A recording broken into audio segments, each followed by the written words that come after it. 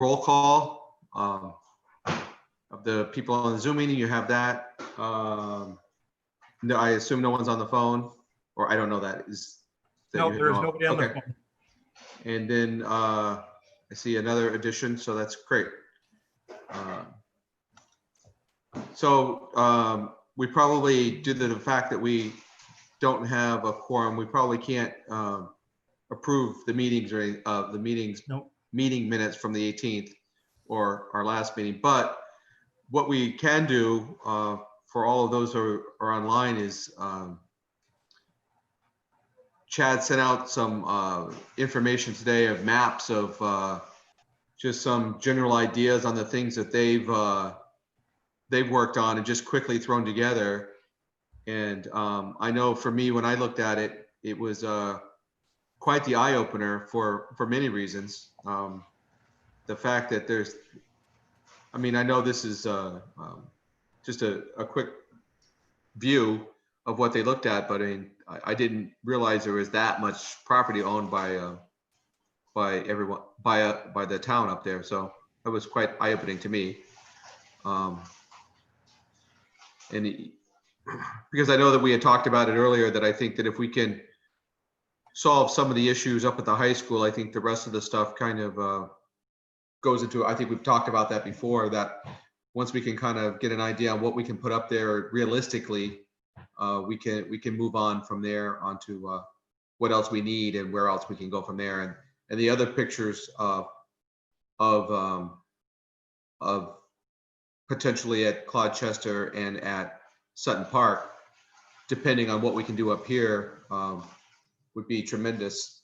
You know, like if you were able to put a softball field up at the high school, that really opens up what you can do down at Sutton Park. And if we need a couple we think probably one more baseball field, I believe, on top of, I guess we're counting the one at the elementary school that they're building. I believe that to be a baseball field. I think we need one more. So to me, I mean, that all just kind of works. It just opens everything up. And even his picture kind of gives you an idea that it can work to some extent.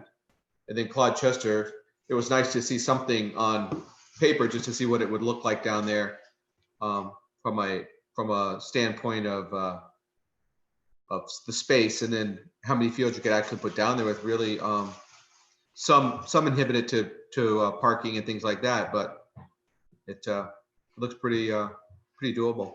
So anyone else like to? I'm sure Chad is chomping at the bit to tell us all the wonderful things, but I think that these pictures tell a lot. Very helpful.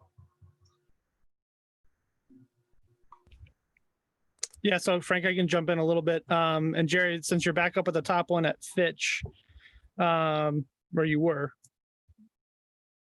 Jerry, you're muted for a second too. All right, there we go.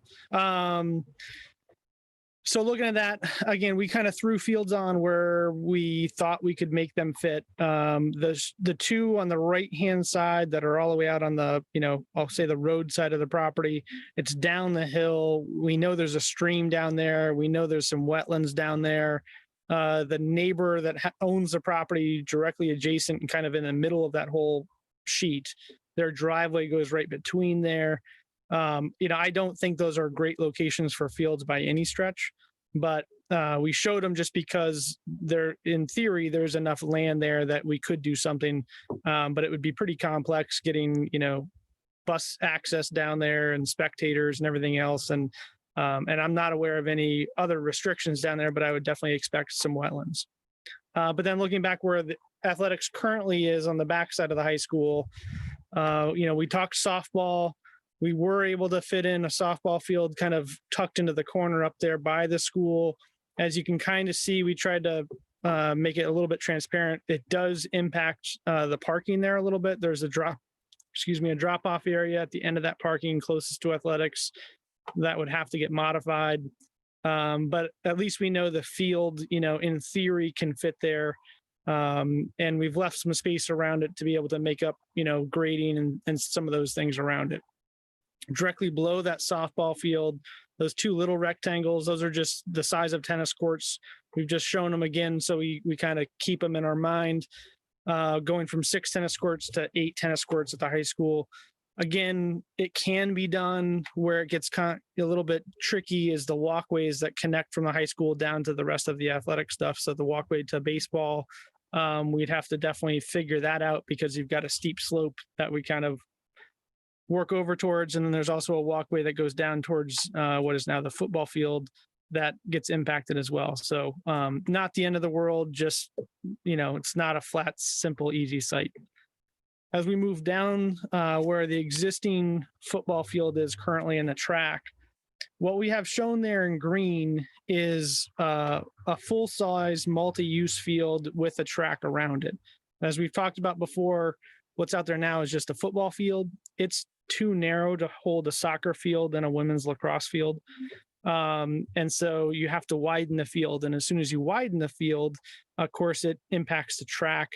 And so the geometry of the track changes. Instead of it being one continuous arc on either end as an oval, it's called it's a bi-arc. You have a sharper radius at the beginning of the curve, a flatter radius through the middle, and then a sharper one as you come back in on each end. Any track that any of us or our kids have run on that has a soccer field in it is built this way. So it's not non-standard. It's just, that's how you have to do it if you put a soccer field in the middle of it. But you can see there on the left-hand side there, how much wider that is than the existing area that we currently have. So you can kind of see in that dark line running up and down on the sheet, if you will, about a quarter or so in from the left.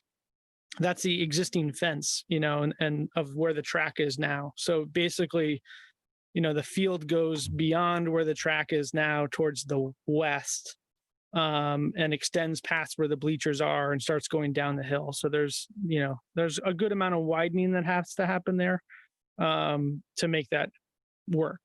The little bit of a benefit there is the track still has to be the same distance lengthwise, right? And so actually when you do that double curve on the ends, it actually shortens the length, actually north and south as we're looking at it. So we have the ability to kind of shift the whole field to the north as well and give us a little bit more room to put a full-size field below that field as well, where the current practice is now. So we can enlarge that and get a full-size rectangle down there. And then as you're also seeing, there's a rectangle off to the left of the west of the existing football field down the hill. Again, we can fit one in there. The difficulty there is, of course, grading. We've got about a 30-foot grade change across that. So that means about a 15-foot cut and a 15-foot fill. Not unheard of. It's probably very likely what the football field was, that same kind of slope before they built the football field. So it can definitely be done. It just adds some expense. And then also, if you'll notice, just below that rectangle, there's a little gray building right there, and a trail that is kind of coming up from the southwest and kind of cutting diagonally through the field. That's a Groton Utilities water main, and that building that you see is a pump house, a booster pump to pump it up to the water tower on the top of the hill. So that we expect we'd have to, we'd impact it. We'd have to be relocating that water main a little bit or doing something to reroute it as we did the grading. That's an assumption at this point. We don't have any of the plans or know really where it is, but I'm just putting it out there that we know there's something that we could impact. So, so it can fit. There are some other options we could do too. As we were playing with it, this puts, if you discount the two fields off on the right, it puts 3 full-size rectangles down where athletics currently is. One option, we don't need 3 full-size soccer fields. What we really need is 2 full-size soccer fields and then another full-size football field / field hockey and men's lacrosse. And so it's conceivable there's an option that because where football currently is, if we didn't want to go through the expense of widening that whole field, you could just turf that field or improve that field so it could be used for practice and for games, but leave it at its current width, not have to redo the whole track, just upgrade the amenities around it. And then that doesn't push everything else downhill. But then you would spend the money on the hill down the hill, the field down the hill, putting in bleachers and lights and things like that also. So probably about the same amount of money either way. It's just a matter of you kind of have two, I'm going to say championship type fields instead of one. It's one of those things we can talk about as far as actual fields. Jerry, if you want to scroll down to the next sheet.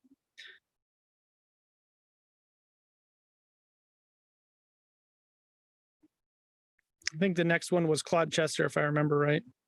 Yep. So Clodchester, pretty simple.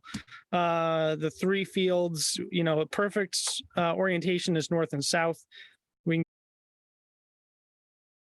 Existing Clodchester school is that it basically occupies a footprint of a full-size field. And then we can get another one running east and west above it. So we could have, one really good field, championship type field, and then two other practice level fields. Definitely ties in well with Pequannock Plains, and there's plenty of room there to make it into one big cohesive park instead of two separate places, kind of like it functions now. As Frank did allude to, parking will definitely be something we'll want to look at here. We know that Pequannock Plains already gets overloaded with parking as it is, and people end up parking kind of all over the place. We basically be, if you did truly put three fields there, you'd be doubling the amount of fields and potentially doubling the capacity. So we'd really need to look at making sure we can put in enough parking for that. But it is conceivable. And then Chad. Yep.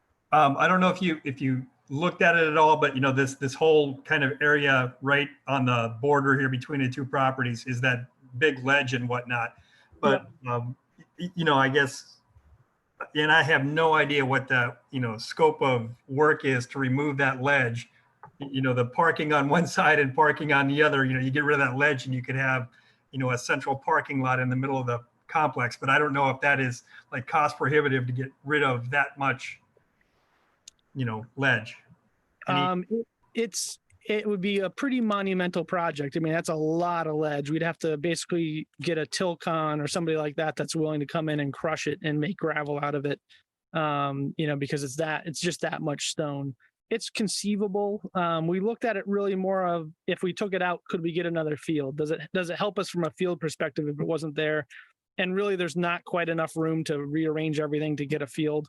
But I do think that's an option that we kind of carry, that if we really are short on parking, that's one of the places it could go, is where that ledge currently is.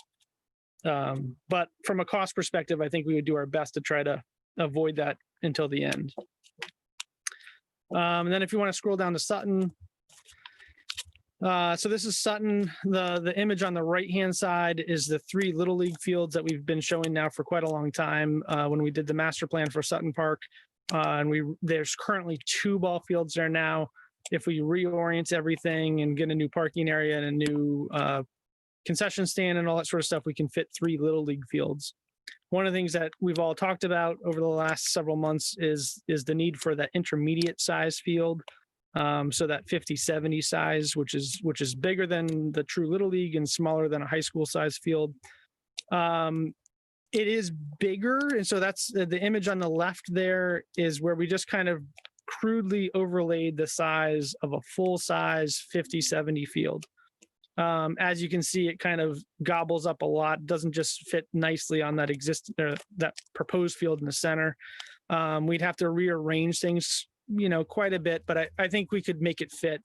As I noted in my email also, there's quite a bit of flexibility in the guidelines for that size field. So we can shorten the field by 20 or 25 feet and, we can make some modifications around it to help it fit in, because they really want you to kind of, they're not trying to force everybody to build a whole bunch of new fields that are all this size. They're trying to be able to make it be accommodating in the middle of the other two sizes. So, so there is good flexibility there to kind of make it fit. But just wanted to show that because we've been looking at that as well. And with that, that's kind of the end of my stuff. Questions?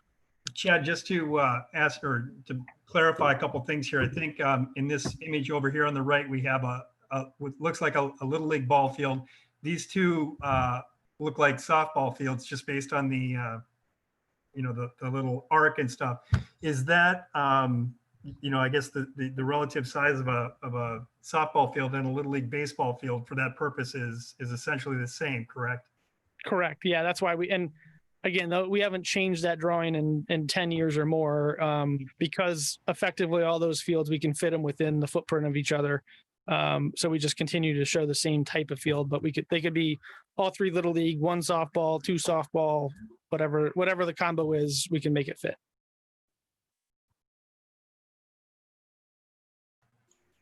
Chad, if you only, I know that, so for argument's sake, if you had the softball field for the high school and relocated that field essentially up to the high school.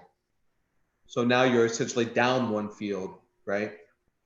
Of these three, you wouldn't have to, you would only need two fields down here. Am I correct or no? So I'm going to move the softball field to the high school, right? Yep, Frank, the field, there's two fields currently at Sutton. Right.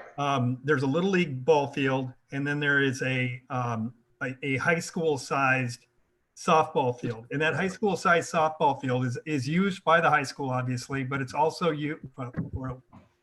was used by the high school. We'll see what happens in the future, but also there's a fair amount of adult softball use there as well. So, a high school fast pitch field isn't exactly the same as a high school or as an adult slow pitch field. But yeah, it's, we do use it for both purposes. So I think, in terms of what's down there, I think we would still need a softball field at Sutton. You couldn't make, you can't kind of, yeah, if you take that field and put it up at the high school, I don't think that alleviates the need for a softball field at Sutton here, unless of course we were trying to make a like a little league tournament kind of complex where we had three fields together. But in terms of what field spaces we need, that we've talked about ball fields, what we need in terms of ball fields from, the feedback that we heard earlier was full-size baseball fields, ball fields, not especially the softball type fields. But I think this plan at Sutton, I think that keeping those at little league or softball fields that can maybe be used interchangeably a bit is an advantage for us. And I don't think moving a field up to the high school, I don't think that alleviates that the overall need down here.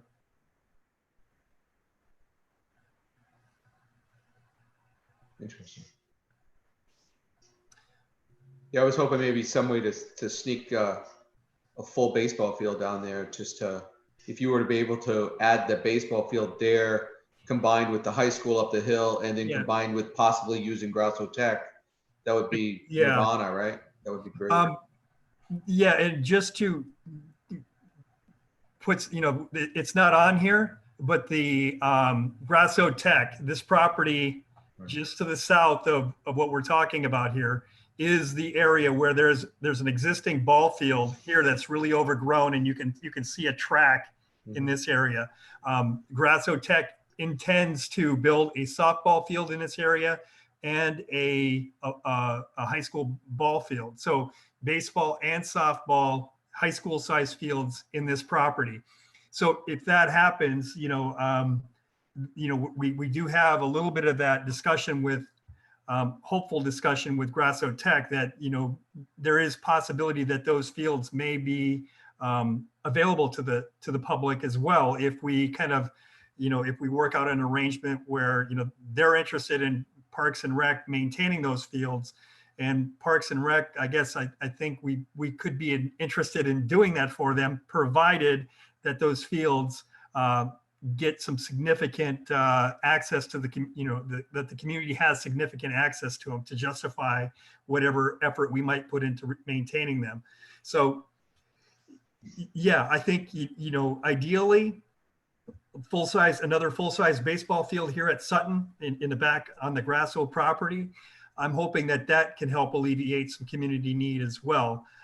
But if you look at the size of this 50-70, which is an intermediate size field, I don't think and Chad can correct me if I'm wrong, but I don't see that there's any possibility for a full size ball field there in any kind of configuration. Just, I don't I just don't think there's enough space there. Those I would- balls will be in people's backyards constantly. No, the way that that's laid out, you're absolutely right. Yeah.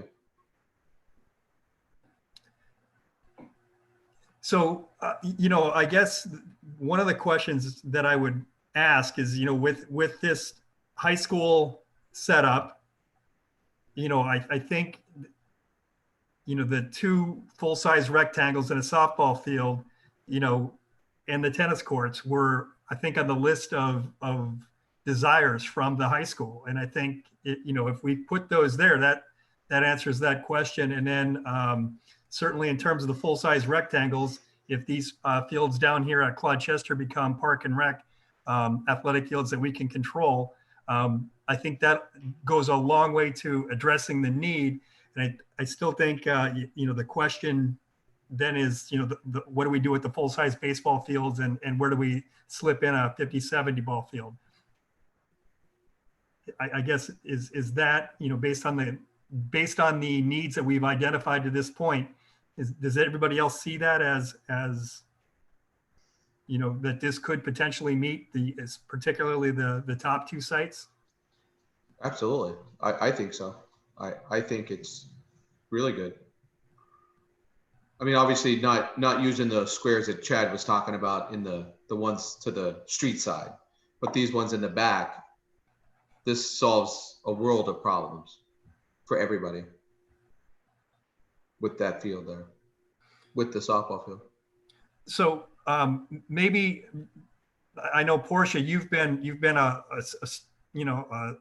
strong and clear voice in terms of high school sports. Do you have anything to add to that, or Jeff, from your standpoint, with the middle school and kind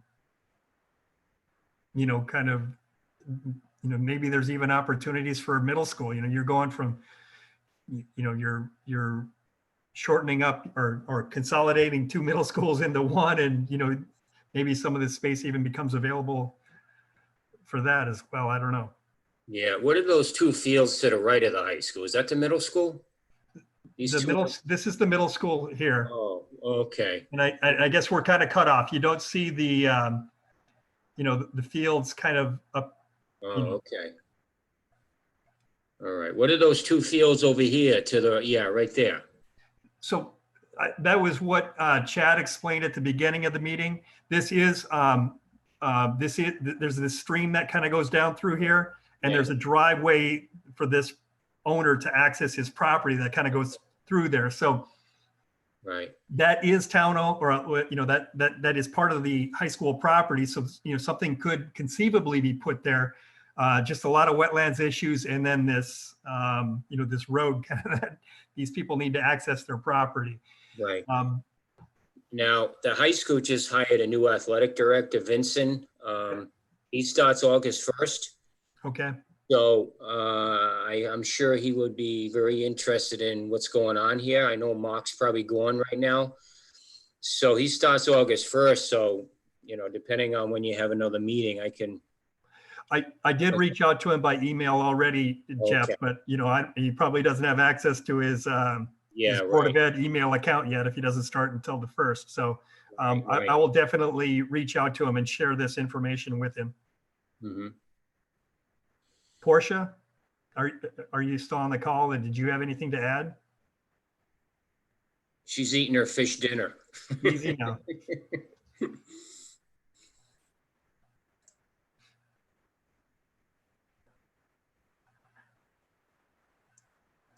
Are there any plans in using the new middle school fields, for the Parks and Rec? I mean, I know the new field, we already have high school, middle school competition using that already, but we have that new multi-purpose field going in and a softball field going in.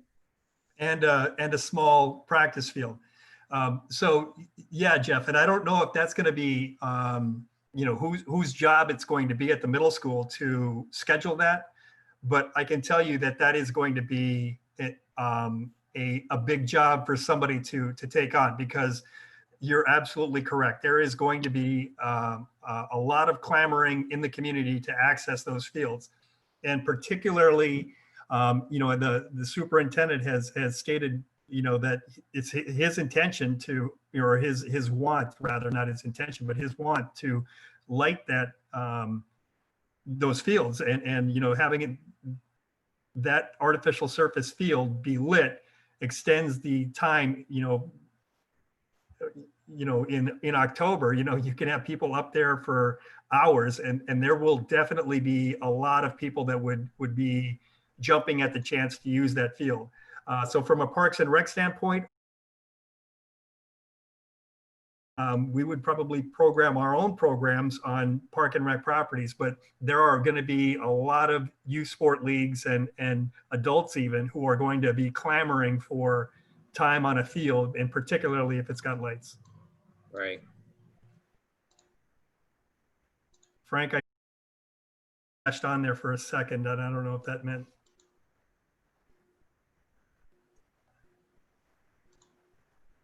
Well, sorry, I've somehow managed to make my screen really small. I can't see anybody other than the map. I don't know what I did. So I'm having a moment. All right, now let me just take a chance, and no, we don't have any other kind of attendees there, so. Oh, there I am. Sorry.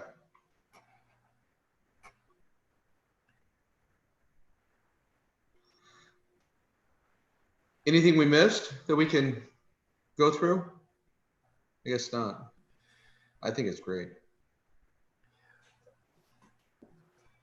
Well, since we're not really having a meeting here, we don't have our quorum again, and we did have all those technical issues at the beginning. I think maybe if we can propose a time, because I think we're probably going to have a lot of this discussion again in a week or two or something like that to do that. But in the meantime, it'll be nice that people will at least have these maps in their hands, and they can kind of conceptually see that. So when we get back together, maybe we can do that. What I think I will do prior to the next meeting is take Chad's plans here and go back through the minutes and make sure that, the recommendations that we had for the number of fields at the high school is taken care of, and that, the number of fields that Parks and Rec would need, that would be taken care of by these conceptual things.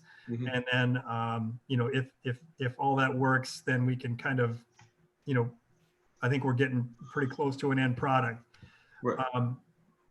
I don't want to discount folks who are, there's a whole discussion and about the Knowing School property and putting some type of a field down there. And I know the council is discussing that. So, that there definitely needs to be some voices heard on that, I believe. So, I don't want to, not address that at all, but it's something that we do need to consider. And I'm sure at some point we'll have some people on the call that at least it seems like are going to have some opinions to share on that. So, but I think you're right. When you look at these conceptual ideas and mark off what we've decided go above and beyond, we come up with, okay, now what is, if you were to do, let's say we just went with exactly what this shows, what is left? What are we missing? And I think we still have a baseball field out there, if I remember correctly. And anyway, I think that's a great idea to kind of put a checklist together based on what Chad put together.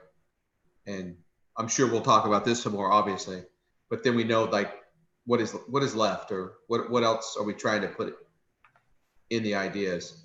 Are we going as far as to figure out how, like, it was interesting when Chad said he called it a practice field versus a championship field.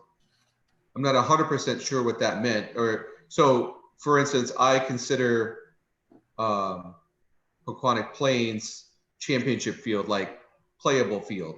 Is he talking championship field like turf? Like, to me, so Aquatic Plains to me is a championship field versus what those poor football players are using at Chester. You know what I mean? Yeah. I don't think that's what he had in mind, but I'll let him talk about it. I think the championship field has a lot to do with not only the quality of the turf, but the associated amenities. Got it. Yeah, Frank, Chad, I'm back again. And yes, it's all about the amenities. It's about the size of the bleachers, press boxes, scoreboards, just all the different amenities you might put out there. So at the high school, there's obviously one big field right now at the football field where you have a lot of bleachers in the press box and all that. You could, in theory, some high schools duplicate that and have two fields that have almost that same amount of amenities, so you can play, games at the same time and have similar amenities. Other places you just concentrate, have one main field that has most of your big amenities for holding a big game. And doesn't mean you don't hold, games on everything else. Obviously, we hold games on Aquatic Plains almost every single day, that there's a sport in season. It just, when I say championship, it's the stuff that you would require for a true championship to be played there, the bleachers, the press boxes, and all that stuff, the amenities. So I always think of New London High School, right, where they put in, when they redid their track and field, and then they put that second turf field in, and, Yep. and it has no bleachers. It has obviously everything else. Correct. The playing surface is the same, but the amenities are different. Right. And that's kind of what I would imagine we could be doing at Fitch, if that's what people want to do, where you have, the main field that has the lights, has the big bleachers, has all the, the press box, the concession stands, the bathrooms, all the amenities that go with it. And then a secondary field that could still be turf or it could be grass. And you could still put some bleachers on it. You just wouldn't do it to the same standard, right? And you could still have, football playing a night game at the same time that soccer was having a night game, but on two different fields right next to each other. Just one has bigger amenities than the other. Got it. But yeah, Okay. New London's a great example. Yeah, that's kind of what I envisioned when I see that. I envision New London High School's fields.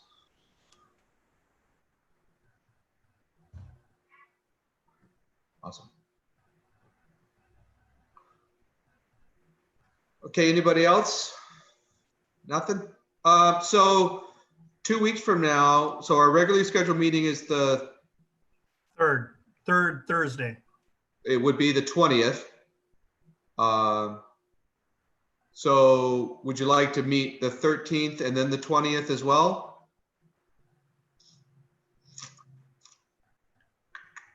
I'm okay with that personally, but I'm okay with it. Maybe it's worth sending out an email and polling the whole committee, since we haven't really had a quorum, in a couple of meetings. It's probably worth making sure everybody can kind of agree to it, and then setting it for sure.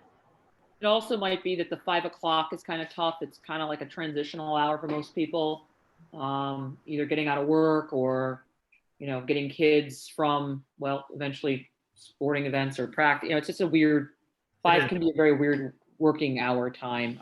If you're off at work at 3 or 4, you're kind of rushing home, trying to change, trying to eat, trying to get on a meeting right at 5, and then all the technical difficulties to get on. So I don't know, maybe more of a 5:30 might be better. I don't know. I might be just one thought, but 5 might be a hard time for folks. I'll put that out there, Portia. I did have a couple of people that responded. I think Bruce Flax at least mentioned that their kids were actually doing some baseball or something. So yeah, I mean, baseball, softball's going on, and people are, so I don't know if a little bit later would help, or whatever, but I don't know. So, Portia, now that we have you here, and did you have anything to add to the discussion? No, I don't have anything to add. I've been here the whole time. Okay, I just didn't want to cut you off in case you had something to say, because you've been, a strong advocate up to this point for high school stuff. So. No, absolutely. No, it's a great, it looks like a great concept. I guess I'd like to see more detail about it. It's just pictures right now, but yeah, I think any improvement is improvement right now. I mean, our fields have been and still are struggling, and they've been like that for many years. And I think it's very important that we invest in our high school sports and for the greater good of all of Groton. So absolutely. okay, Jerry. So I think I think Chad had a great idea. We'll try to do it for the 13th first. Probably tomorrow. I'll poll folks and I'll find out if shifting the time can help more people attend. That would be great. And obviously I will triple check the, whatever the link that we have next week or for the next meeting is, so we can make sure that everybody can attend. Well, Portia wasn't on the line. Portia, I told him we were going to meet at the high school high jump pit next time. Oh, God. Bring back all those memories. Yeah. Or the javelin area, that's a wreck over there. Right. All right. Okay. We'll put some Right. hurdles up though, because we gotta have the hurdles. Those are the old original hurdles too, I think. Put